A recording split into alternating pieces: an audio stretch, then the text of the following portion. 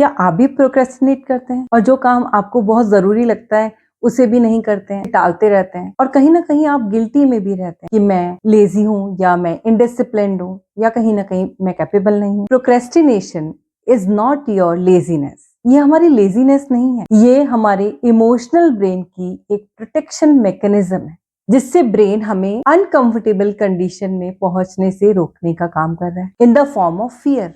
और हमें कुछ करने से रोकने के लिए ब्रेन हमारे दिमाग में एक डर पैदा कर रहा है। ये उसी तरह से है जैसे कि बचपन में हम कोई काम करते हैं और हम उसमें फेल हो जाते हैं, हमें डांट पड़ जाती है तो अगली बार हम उस काम को करने से डरते हैं। वो डर कहाँ से आया? आपके ब्रेन ने स्टोर कर लिया कि भाई हमने पिछली बार ये काम किया था और बड़ी डांट पड़ी थी, मेरे से ये टूट गया था या मैं फेल हो गया था तो सबने मेरी हंसी उड़ाई थी या मुझे डांट पड़ी। इसी आपको इस ऑकवर्ड फीलिंग से बचाने के लिए कि मेरी डांट पड़ी थी या सब मुझ पे हंसे थे, आपको इस फीलिंग से बचाने के लिए ब्रेन अगली बार आप जब कोई काम करने की कोशिश करोगे तो फियर जनरेट करेगा और आपसे कहेगा कि रहने दो, इस काम को करने में सक्सेस भी हो सकते हैं लेकिन हम फेल भी हो सकते हैं और फेल अगर हम हो गए तो हमें दुख होगा।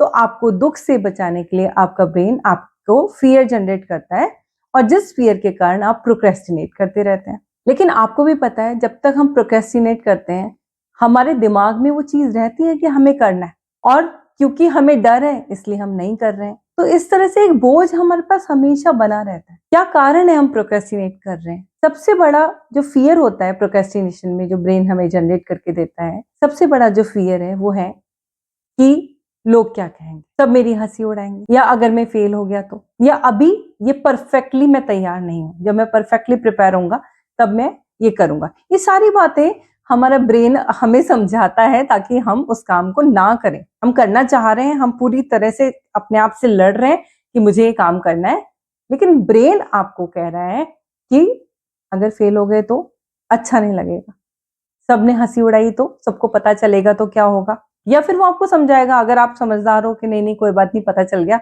तो वो आपको कहेगा ठीक है लेकिन अभी तो तुम परफेक्टली प्रिपेयर ही नहीं हो, तो परफेक्टली प्रिपेयर हो जाओ फिर करेंगे। तो ये बात आपको लॉजिकल लगेगी, हाँ हाँ मैं थोड़ा सा और तैयार कर लेता हूँ, और आप फिर काम को टाल देंगे। This is our procrastination. Procrastination को दूर करने का क्या तरीका है? तो अगर हम देखें सबसे अच्छा, सबसे प्यारे तरीका में है सेल्फ लव। हमारे अंदर जो बच्चा, जिसको ये फियर कहीं ना कहीं बचपन में ही घुसा है, उस बच्चे को हमें बहुत प्यार करना है, उसको उसकी सेल्फ वर्थ बतानी, उसकी रिस्पेक्ट करेंगे, उसको उसकी कैपेबिलिटी समझाएंगे, उसको ये बताना है कि डर से बाहर निकलना ही है। फिर हमें अपने आप को बहुत छोटे छोटे टारगेट्स देने हैं, बहुत छोटा स्टेप लीजिए, ज्यादा बड़ा स्टेप लेने की जरूरत नहीं। छोटे स्टेप में जहां ही आप सक्सेसफुल हो जाएं वहीं पे सेलिब्रेट कीजिए, अपने आप को अप्रिशिएट कीजिए। कोई भी मोमेंट परफेक्ट मोमेंट नहीं होता है, कभी परफेक्शन का वेट मत कीजिए। जिस समय आपके दिमाग में विचार आ गया वही मोमेंट सबसे परफेक्ट मोमेंट है। बिलीव मी, भगवान ने, यूनिवर्स ने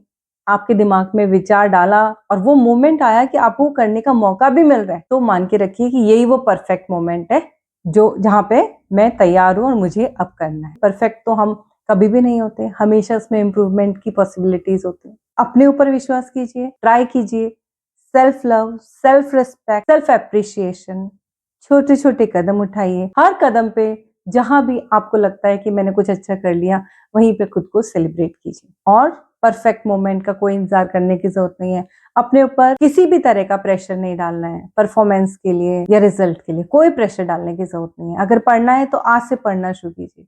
अगर वॉक पे जाना है, मॉर्निंग वॉक पे, कोई 3 बजे उठ के जाने की जरूरत नहीं है। सुबह आराम से 5:30 बजे जाइए, 10 मिनट के लिए जाइए। धीरे धीरे आप देखेंगे आप और जल्दी उठने लगेंगे और ज्यादा समय के लिए जाने लगेंगे। Try it.